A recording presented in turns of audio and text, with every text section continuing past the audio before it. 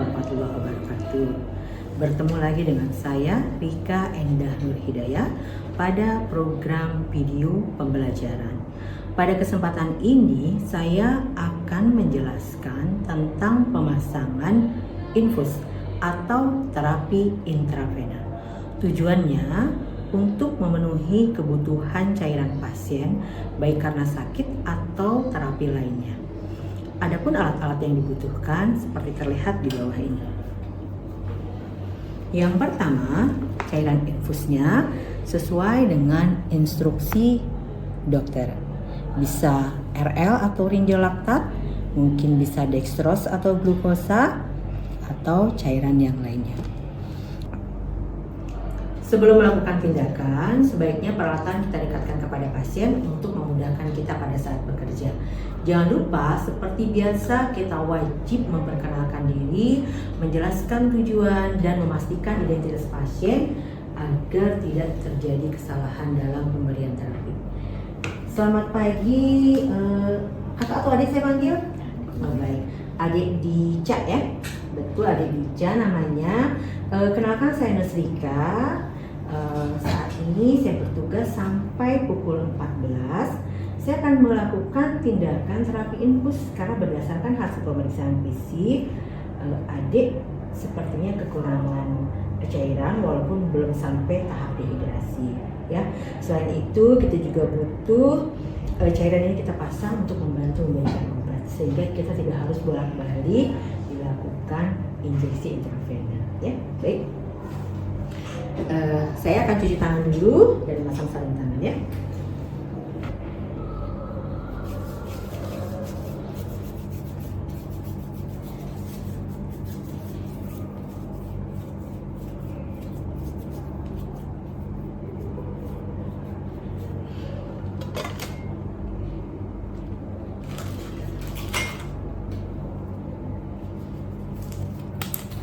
Kita memasang sarung tangan, bukan sarung tangan steril ya, tadi sudah diingatkan.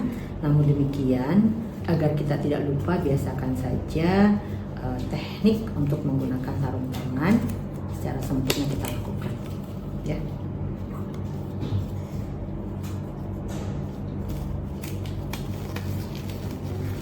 Baik, setelah terpasang, kita akan memasang pengalas terlebih dahulu. Nah, ini ya Bu, kita pasang alasnya, lupa adik ya. Kita pasang pengalasnya agar pada saat nanti dipasang infus atau keluar darahnya tidak tumpah di tempat tidur ya. Nah, kita akan lihat pembuluh darahnya.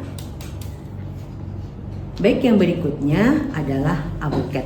Aboket adalah jarum yang akan nanti berada di tubuh pasien. Aboket ini memiliki ukuran yang berbeda-beda.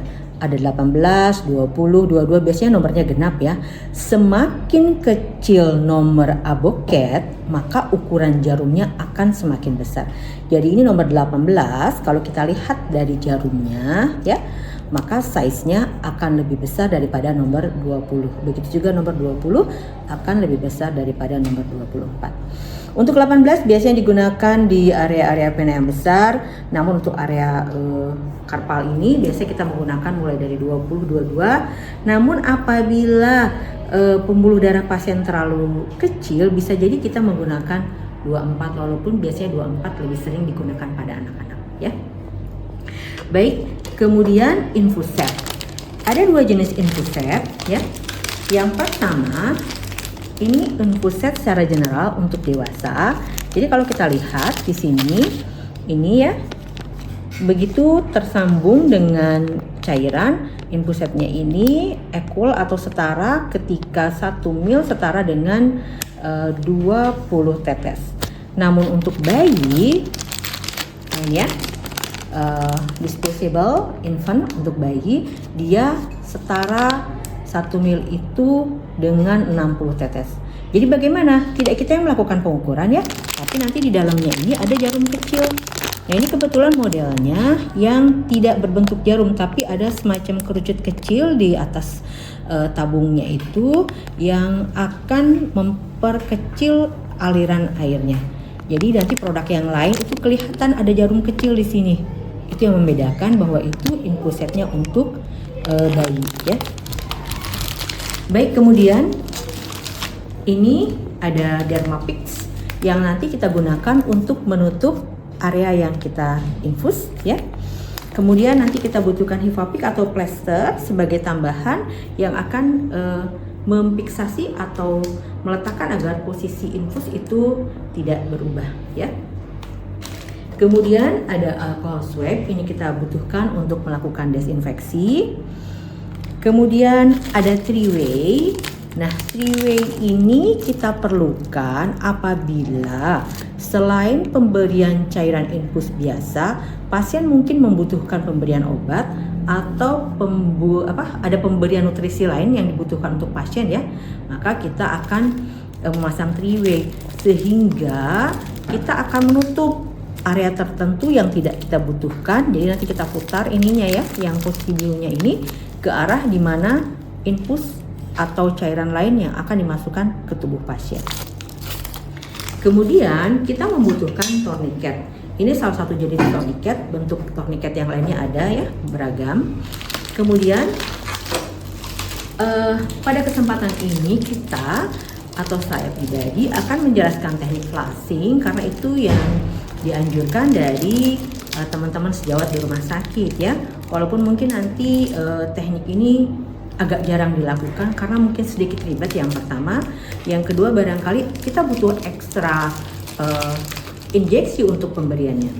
Nah ini ada yang 1 ml. 1 ml ini nanti kita lakukan untuk flashing yang pertama setiap kita memasukkan pada saat pertama kali kita memasukkan infus.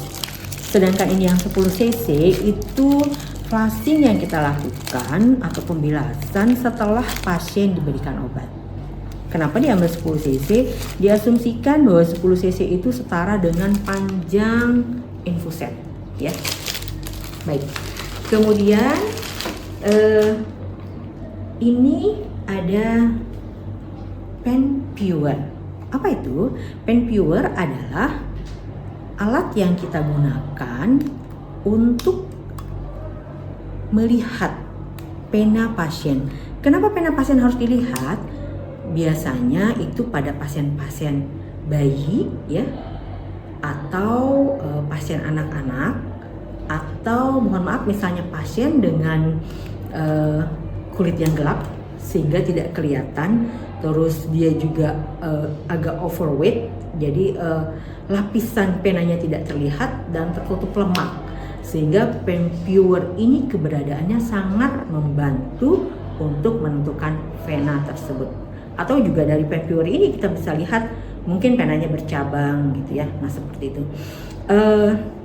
Untuk kenyataan di ruangan mungkin nanti juga jarang dilakukan. Kenapa? Bisa jadi teman-teman sejawat di rumah sakit memang sudah mahir melakukannya, jadi tidak terlalu membutuhkan pen viewer lagi. Namun untuk di PICU atau Pediatric Intensive Care Unit dan NICU Intensive Care Unit, pen viewer ini masih digunakan. Baik, jangan lupa kita juga menggunakan atau membutuhkan sepasang sarung tangan. Sifat sarung tangan tidak harus steril ya, namun kita sajikan di dalam instrumen. Sarung tangan ini lebih ke proteksi kita sebagai perawat. Kenapa? Karena kita akan berhubungan dengan cairan tubuh pasien. Jadi sangat berisiko kita untuk tertular. Dan jangan lupa untuk juga menyediakan pengalas dan perlaknya. Kenapa? Kita nggak tahu pada saat melakukan pemasangan bisa jadi karena panik atau bagaimana ya, terus darah pasiennya keluar sehingga tidak harus mengotori alat tenun, tapi akan tertampung di dalam pengalas ini ya. Baik, itulah alat-alat yang dibutuhkan untuk pemasangan infuset. Ada gunting tapi itu sifatnya KP ya, atau kalau perlu. Kenapa? Misalnya tadi kalau kita bawanya perban atau misalnya Hivapixnya dalam jumlah yang cukup besar, banyak, mungkin kita membutuhkannya. Tapi kalau kita sudah setting, gunting tidak kita perlukan.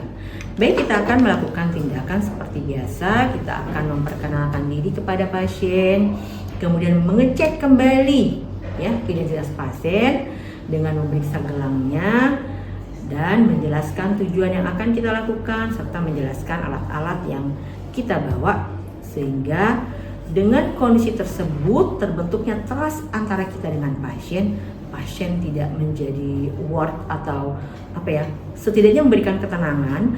Kalau pasiennya tenang dan nyaman pada saat dilakukan tindakan, dia akan lebih rileks ya. Pembuluh darahnya itu tidak cenderung vasokonstriksi. Kan kalau kita takut, mekanisme homeostasis di dalam tubuh kita terjadi. Nah, ini contoh penggunaan pen viewer, kita praktekkan di sini ya. Ini kita hidupkan dulu on off-nya. Nah, ya. Kemudian kita pencet. Nah, ini posisi dia bersilang-silang. Nah, ini kalau hidup semuanya ya. Kalau kita terlalu silau dengan pencahayaan seperti ini, kita kurangi. Ya, ini kita kurangi lampu-lampu radiasinya. Jadi bisa lebih sedikit. Nah, ini ya, semakin berkurang atau semakin kencang, beda-beda. Nah, ini ya. Oke, kita pakai yang sedikit saja.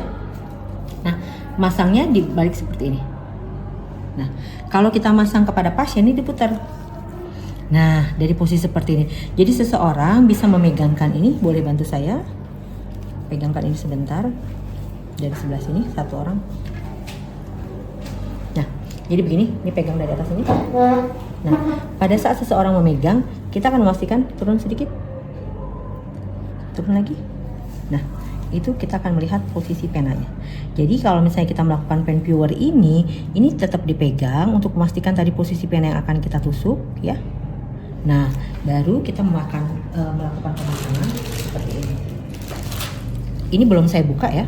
Jadi kita memperagakan penggunaan pen viewer ini. Nah, dengan seperti ini nanti kita masuk posisi avocat dari sini. Ya.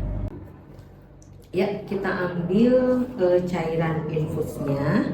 Kebetulan kita berikan RL ya, atau mohon maaf, ini adalah NaCl, sodium chloride, NaCl 0,9% ya. Ini infuser. Nah, kita buka dulu. Ini kondisinya masih steril ya. Nah, ini juga kondisinya masih steril.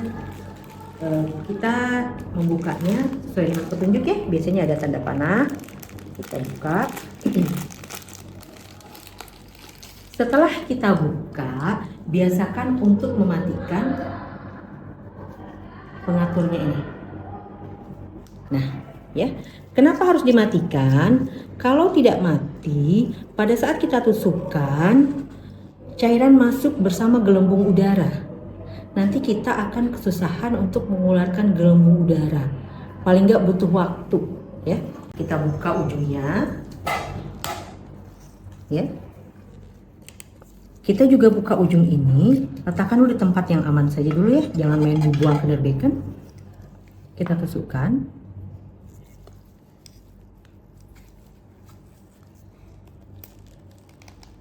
Ini kita putuskan, kita buang penerbekan.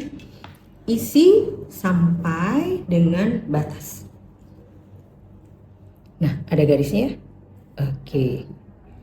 Lalu kita gantung.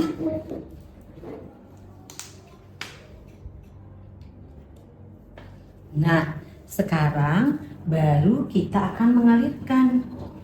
Kita buka perlahan agar tidak banyak cairan yang terbuang. Dan tadi kalau tidak ada gelembung udara, kita tidak harus banyak-banyak mengeluarkannya ya. Kita buka pelan-pelan, mata kita tertuju kepada aliran itu. Nah, ini bagus ya, tidak ada gelembung udara masuk, kita tinggal ikutin saja kemana alirannya bergerak ya. Oke. Ya, dilihat. Ini cairannya, nih, terus nih, ya. Tuh, ada aliran airnya ya. Nah, bergerak sampai mendekati ke ujung. Sudah sampai di ujung penuh, baru kita kunci kembali. Nah, ya, perhatikan. Kita pastikan bahwa di ujungnya ada. Kita tutup. Jangan dibuka, kenapa? Setiap sesuatu yang terbuka beresiko untuk masuk mikroorganisme. Ya, baik. Nah, ini jangan terlalu ketat juga. Kenapa? Karena tadi Setelah kita tes, kita pasang balik, jangan terlalu ketat. Nanti hanya dengan satu tangan kita akan mudah untuk membukanya. Ini kita gantungkan. Kemudian tadi kita pilih aboketnya ya. Swabnya. Kita pilih yang nomor 22. Baik.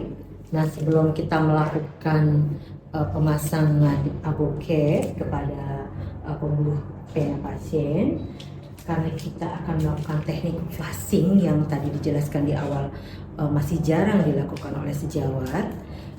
Namun karena ini sebagai video pembelajaran, kita tentu akan menjelaskan hal-hal yang idealnya dan seharusnya dilakukan ya. Nah, untuk cairannya kita ambil NaCl dari situ. Kita karena tadi sudah cukup lama terbuka, maka kita harus lakukan desinfeksi ulang dulu ya. Sebenarnya kita tadi bisa lakukan di awal desinfeksi. Kemudian kita ambil cairannya.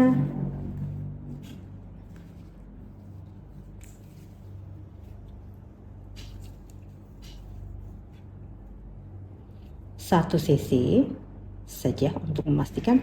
Untuk apa teknik flushing ini? Flushing salah satunya bermanfaat untuk mengurangi kesalahan dalam penyuntikan sehingga terhindar pasien dari plebitis atau bengkak ya. Oke, kita ambil, kita turunkan. Kita tutup kembali. Nah, sekarang kita akan melakukan pemasangan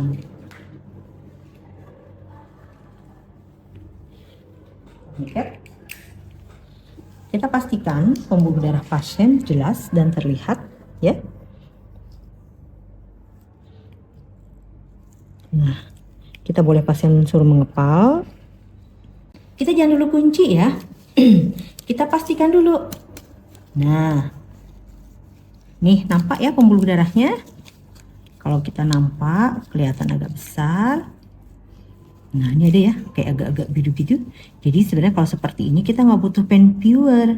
Tadi sudah disampaikan, pen pure akan kita gunakan untuk pasien-pasien neonatus di NICU, atau untuk pasien anak-anak di PICU ya, pediatrik, atau juga pada pasien-pasien tertentu yang memang bisa jadi pembuluh darahnya terlalu kecil ya, karena terlalu halus. Nah ini, baik. Nah setelah pasti baru kita ketatkan. Nah ini ya, terlihat. Nah kita siapkan alkohol swab dan kita siapkan tadi aboketnya.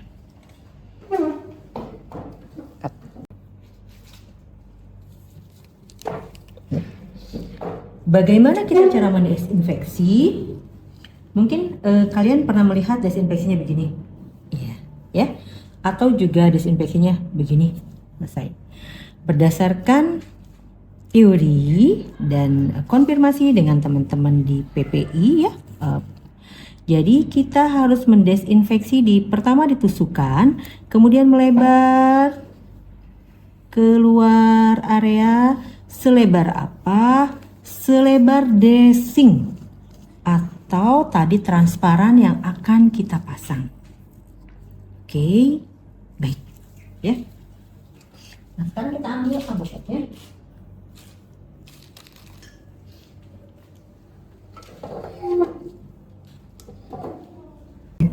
Nah setelah kita melakukan desinfeksi sempurna, jangan lagi kita sentuh seperti ini ya. Aduh, yakin apa enggak ya? Nah kalau kita lakukan seperti itu artinya kamu harus mendesinfeksi ulang seperti sedia kala. Ya, baik, kita siapkan alkohol swab cadangan. Ini kita akan pasang freeway. Ya, baik. Saya ambil aboket nomor 22 ya. Itu artinya aboket yang paling kecil untuk dewasa. Nah, kita putar cara membukanya. Kemudian kita masukkan, ini ada dua lapis ya, ada plastik, ada jarumnya. Nah nanti pada saat masuk ke dalam tubuh pasien, yang plastiknya akan kita dorong ke dalam pembuluh darah, yang jarumnya akan kita tarik ke belakang ya. Baik.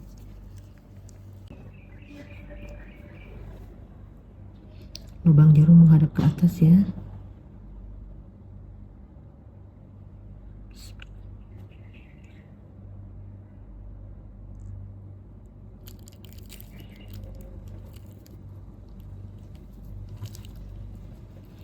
Masuk ya. Kita tarik pelan-pelan. Kita dorong plastiknya ke dalam. Ya, kita tarik jarumnya. Tarik. Coba borong. Tarik. Relax, Bu. Ya, lemaskan. Kita tarik jarumnya ke belakang. Jarumnya mundur terus ke belakang ya. Oke. Pelan-pelan. Sebentar. Kita ambil jarum yang tadi 1 cc.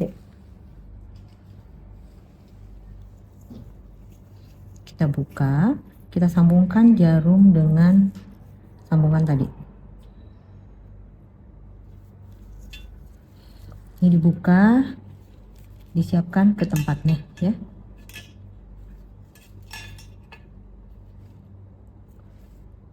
Ini harus kita tekan karena kalau enggak darahnya keluar. Kemudian kita dorong pelan-pelan. Tadi sebelum kita pasang ya, ini sudah dibuka duluan tapi sedikit saja untuk memudahkan kita bekerja. Nah, setelah didorong habis, ini agak dibuka, ini boleh.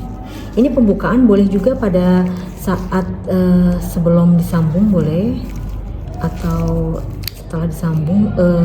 Situasional ya, dalam artian situasional, lihat kondisi. Kalau misalnya tadi pendarahan, itu mungkin kita harus tekan duluan, atau hal lainnya. Idealnya begitu masuk ini dibuka pelan-pelan, tapi kadang-kadang untuk pemula ini tangan kita tremor, jadi kalau nanti kita fokus membuka ini dikhawatirkan ini goyang, jadi malah lepas gitu ya. Nah, ini sudah safety. Oke, gini tekan ya, tetap ditekan untuk menghindari darah keluar. Nah, tadi triway sudah kita longgarkan plastik atasnya, kita tinggal membukakan sempurna. Nah, ini kita buka sambungan triway-nya, masukkan dulu ke dalam plastik. Ini tadi masukkan ke dalam sambungan jarum ya, tetap ditekan biar jangan keluar darahnya. Maaf.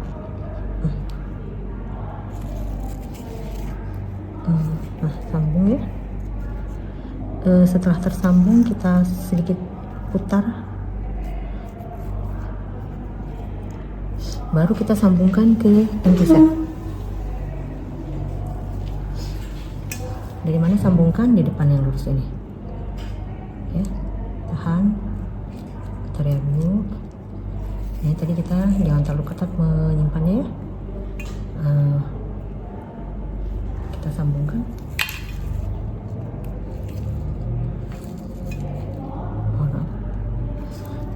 Nah, kita pasang ke jari pasien. Anjurkan untuk dijepit dulu, jepit, luruskan, kita rapihkan. Kita rapihkan putaran triway.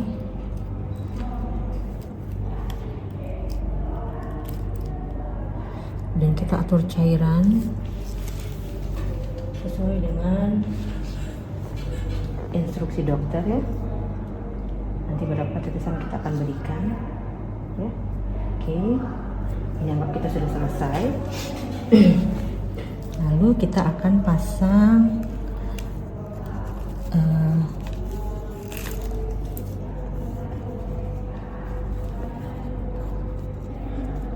jadi sebelum kita pasang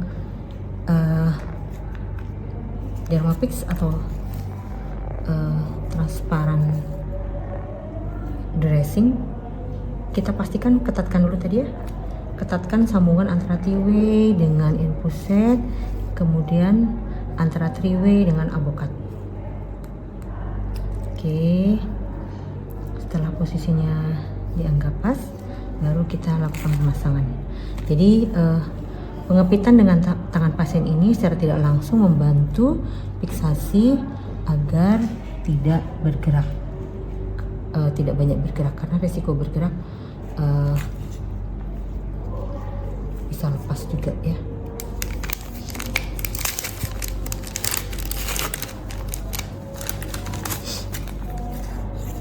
Nah ini kita cabut yang itu, kita pasang dressingnya.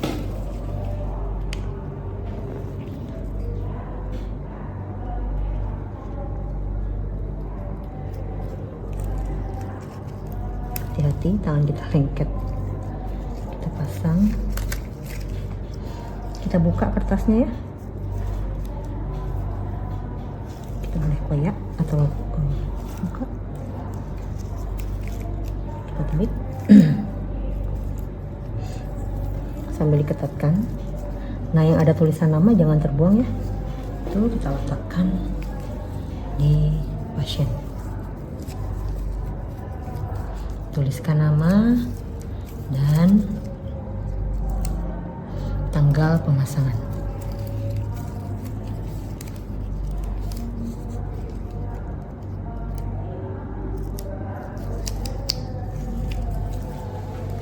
Ada yang namanya Dica. Tanggal pemasangan 1 November 2024. Oke, demikian pemasangan kita selesai. Terakhir kita fiksasi yang satu ini. Ya. Jadi sebetulnya ini fiksasi yang ini tadi bisa dilakukan bersamaan dengan nama pasien. Ke sana bisa, ya. Atau kita menggunakan tambahan plester.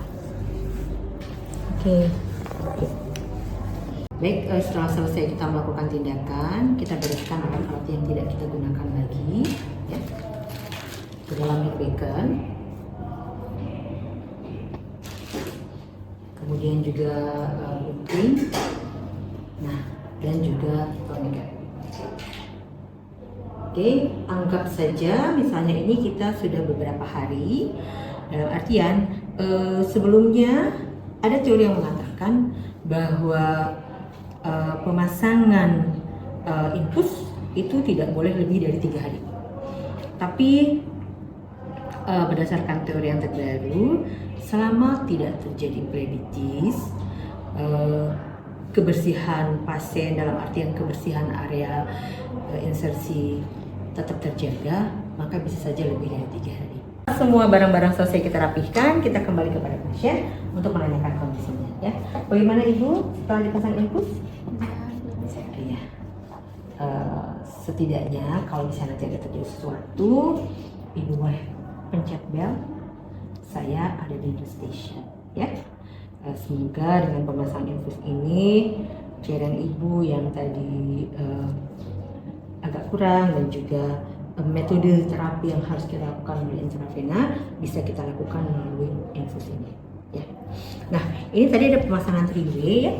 Jadi 3-way ini, 3 artinya 3, ada 3 cabang ya. Jadi cabang 1 terhubung ke infus set, cabang kedua nanti akan terhubung ke alat lain. Jadi misalnya pasien selain diberikan cairan infus ada juga diberikan obat. Nah, jadi nanti pada saat pemberian obat kita bisa mengganti, kalau infusnya habis ini tinggal dicabut dimasukkan ke obat. Tapi kalau misalnya seperti transfusi darah, kan dia menggunakan 2 seperti infus set. Nanti perbedaannya kalau transfusi set di sininya ada saringan. Nah, kalau untuk kondisi seperti itu, maka ini akan ada 2 cabang, ya kan? Nah, inilah tadi fungsinya kita memutarkan ini, yang biru ini.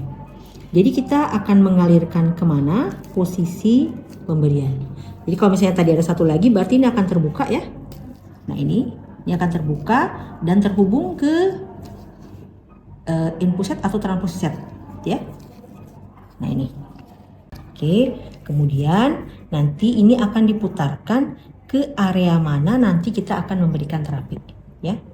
Jadi misalnya ini ke sini, berarti yang arah sana di stop, aliran air masuk ke sini, ya. Kalau kita misalnya akan memberikan yang melalui cabang yang ini, berarti dia akan ditutup yang ini, maka air yang mengalir adalah dari cairan infus menuju ke tubuh pasien. Yang off adalah yang tidak ada tandanya. Oke, ya. Oke, sekarang kita akan up infus. Dalam artian anggap nih pasiennya sudah selesai, sudah terapi tidak diperlukan lagi, pasien sudah boleh pulang atau sudah tidak membutuhkan lagi terapi intravena, maka apa yang kita lakukan? Apa yang tadi kita pasang terakhir, maka itu akan kita angkat duluan, ya. Jadi kita siapkan alkohol swab. Kalau sudah selesai, kita buka dari namanya dulu ya. Nah, jangan lupa kita buang kadar bacon. Nah, ya, kita buang kadar bacon. Hati-hati lengket dengan tangan kita.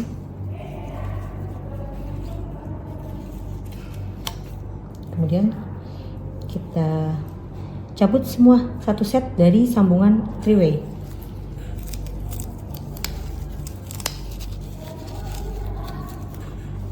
Ya. Jadi kita siapkan alkohol swab untuk bisa menahan seandainya terjadi pendarahan. Ya, kita putar.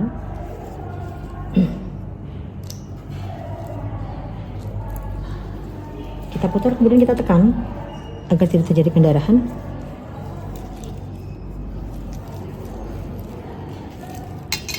Ya, ini sudah bisa kita cabut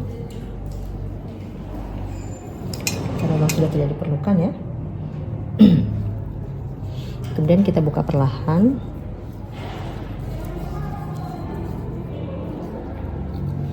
Dibuka mengikuti arah pertumbuhan bulu. Biar jangan kalau yang banyak bulunya jadi sakit ya. Tahan pakai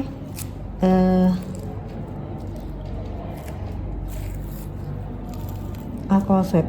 Tahan dan kita tarik. Oke ya, tarik, kita buang kadar bacon. Lengket, mohon maaf. Boleh dibantu ditekan Bu sebentar? Ya. Nah, sambungan tadi kita letakkan plester atau fix ya. Nah, selesai Ibu, insya Allah Ibu sudah sehat ya. Ibu sudah bisa pulang bertemu dengan keluarga ya. Dijaga nanti hal-hal yang menyebabkan Ibu kemarin ke rumah sakit sehingga Ibu jangan harus balik gara-gara kekurangan cairan ya, dan harus diinfus ulang ya. Kita bereskan semua alatnya. Oke. Ibu duduk atau masih tetap tidur dulu? Baik. Nah, itu keluarga Ibu sudah nyampe ya. Terima kasih. Baik, demikianlah tindakan pemasangan infus. Jadi tindakan pemasangan infus yang kali ini saya peragakan sama dengan seperti tindakan infus yang biasa kita lakukan. Perbedaannya tadi ada teknik flushing, yaitu memasukkan satu sisi cairan ke dalam tubuh pasien sebelum avokat terpasang dengan infuset. Ya, tujuannya untuk menghindari seandainya di area tusukan tadi bermasalah. Jadi kalau dengan satu sisi cairan itu sudah berhasil, tidak terjadi gelembung, artinya penumpukan atau seperti benjol ya karena tumpukan cairan dalam tubuh pasien, artinya posisinya sudah baik. Tapi kalau itu terjadi, artinya posisi tusukan harus dipindahkan. Ya. Kemudian yang kedua tadi penggunaan vein viewer itu untuk membantu memastikan apabila kita sulit untuk menemukan pembuluh darah. Oke, demikian. Terima kasih. Kita akan ketemu di video pembelajaran yang lain. Assalamualaikum.